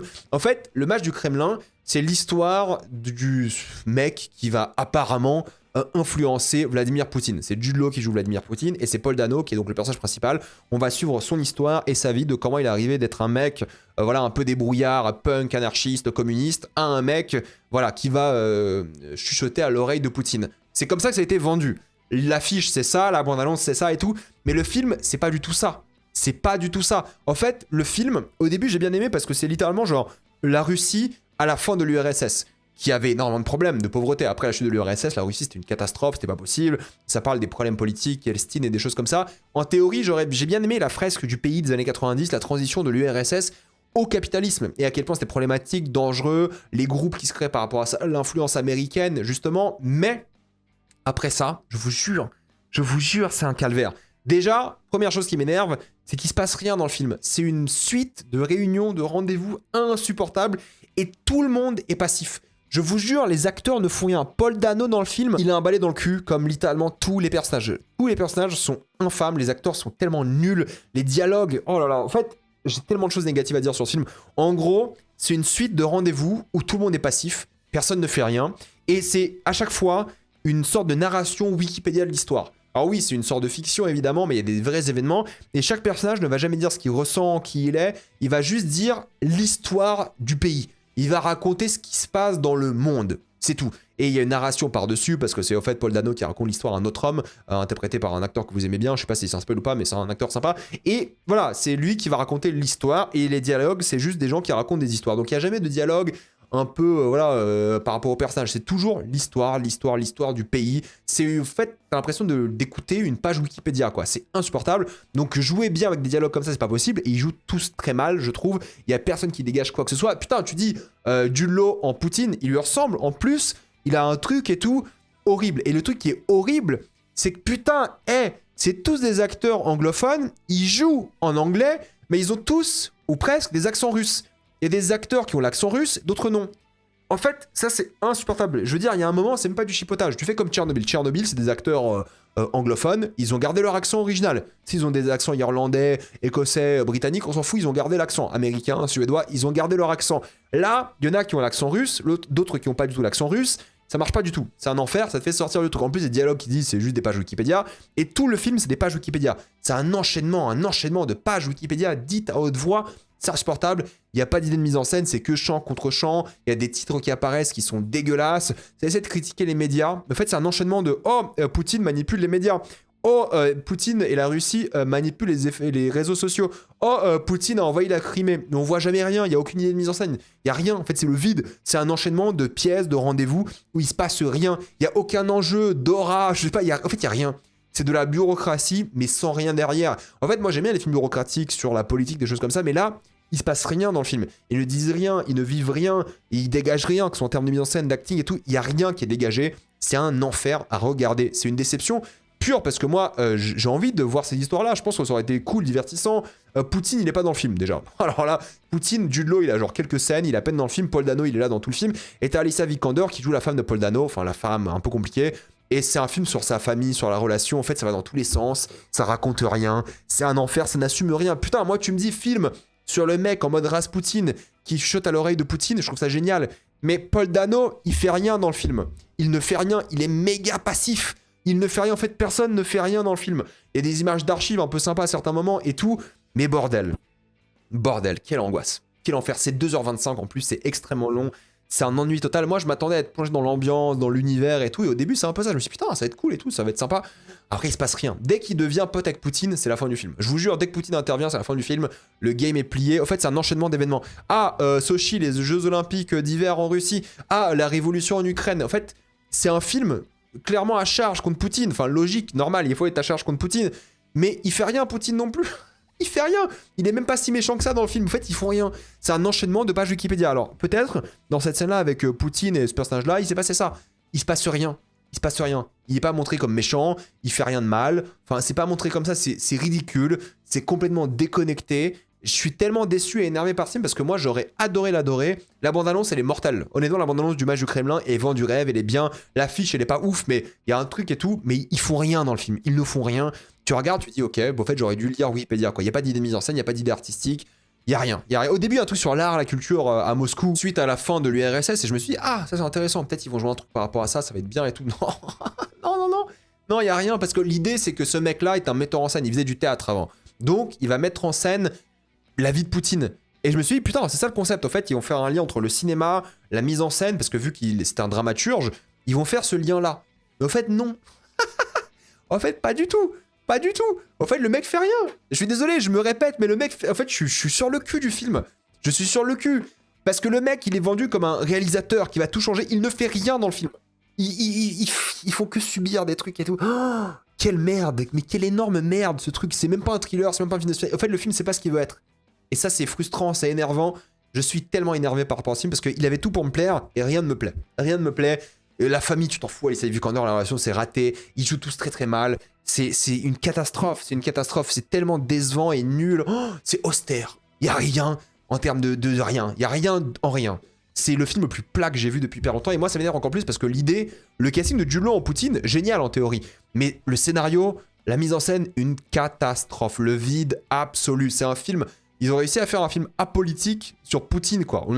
Putain, on en est là. Oh, regarde, il y a des méchants nazis russes. Ouais, parle-en. Ah bah non, parce que c'est pas si intéressant que ça, parce que nous, on a envie d'avoir plein de trucs différents. Regarde comment Poutine, il manipule à la fois les véganes et les nazis. Ouais, et les communistes. Ouais, t'as des scènes à des moments où tu dis, ok, il y a une ambiance, il y a un truc, et après ça finit, c'est... Oh, quel enfer. T'as des personnages qui reviennent à travers les... Parce que c'est sur plusieurs décennies, évidemment, qui reviennent à travers les âges, et tu ressens rien. Ah, Boris est de retour. Ouais. J'en ai rien à foutre de Boris, il est casse-couille depuis le début du film. Il y a des trucs comme ça, tu dis, mais en fait, le film raconte rien. Enfin, je suis en colère, quoi. Je vous jure, je suis en colère. Parce qu'en fait, il effleure à chaque fois un petit jeu. Ah, les médias, on passe à autre chose. Ah bon? Ah, la guerre en Ukraine. Ah, on passe à autre chose. Ah bon? Il y a un moment, il y a un titre, il y a marqué Crimée. Tu vois, le titre est dégueulasse. Hein. Il y a marqué guerre en Crimée, il y a rien. La guerre en Crimée, c'est un mec qui va dans un bureau, qui menace un autre mec. Toi, tu vas pas faire ça. Si tu fais ça, t'es avec moi. Si tu fais pas ça, t'es pas avec moi. Mec, enfin, insupportable. En fait, putain, les événements de fou quand même. Guerre en Crimée, le sous-marin, le Kursk, la montée de Poutine, qui est quand même au FSB et tout. Truc de fou, mais truc de fou en réalité. La vie de malade de Poutine en réalité, tu vois. Bon, c'est un énorme connard, dictateur, qui a envahi un pays qui méritait pas. La Tchétchénie, putain, l'histoire de la Tchétchénie en Russie à l'époque de Poutine, c'est une folie. C'est une dinguerie. En termes d'histoire, c'est n'importe quoi à quel point c'est impressionnant. En fait, l'histoire est incroyable. Non. Le délire de la Tchétchénie, c'est Poutine qui va dans une sorte de campement avec des militaires et qui fait un speech et c'est fini. Putain, les mecs, la Tchétchénie, ce qui s'est passé, c'est une folie. C'est une folie. Et non, le film s'en fout. Putain, les derniers moments de l'URSS, c'est passionnant. Le film s'en branle. Le film, oh, bah moi je suis Paul Dano, j'ai un balai dans le cul et je ne fais rien dans le film. Bah va te faire enculer, film. Désolé, hein, mais j'en peux plus, quoi. Ça m'a tellement énervé. Le potentiel historique qui, à chaque fois, ils effleurent un petit peu. Oh, mais regarde, la révolution d'Ukraine avec, vous savez, les rubans orange et tout. Oui, bah c'est intéressant. Ils ont fusillé les gens en Ukraine. Les Russes, ils ont fusillé les gens durant la manifestation. Ils ont fusillé une centaine de personnes avec des snipers. C'est une phrase. Oui, bah au moins que c'est un propos, tu sais, qu'ils sont tellement déconnectés qu'ils tuent des gens et tout. Mais en fait, ils font jamais le lien. Tout est déconnecté, tout est... Oh, c'est nul, c'est vide, c'est creux, c'est nul. Ah, désolé, bah, j'arrête d'en parler parce que ça m'énerve. C'est pas bien, honnêtement, c'est pas bien, n'allez pas voir ça, ça vaut pas le coup. C'était horrible. Bref, désolé, vidéo très très longue, j'avais plein de films à évoquer, ça fait 2 mois et tout. Dites-moi ce que vous en pensez, êtes-vous d'accord, pas d'accord, j'ai envie d'avoir votre avis dans les commentaires. Comme d'habitude, pensez à vous abonner à la chaîne pour voir les prochaines vidéos. Mettez un j'aime, ça aide beaucoup la chaîne. Suivez-moi sur tous mes réseaux, maintenant, bah, toutes les vidéos sont disponibles en mode podcast un peu partout, Spotify, Deezer, Apple, et évidemment Instagram, TikTok et Twitch. Et moi, je vous dis à la prochaine fois. Salut à tous.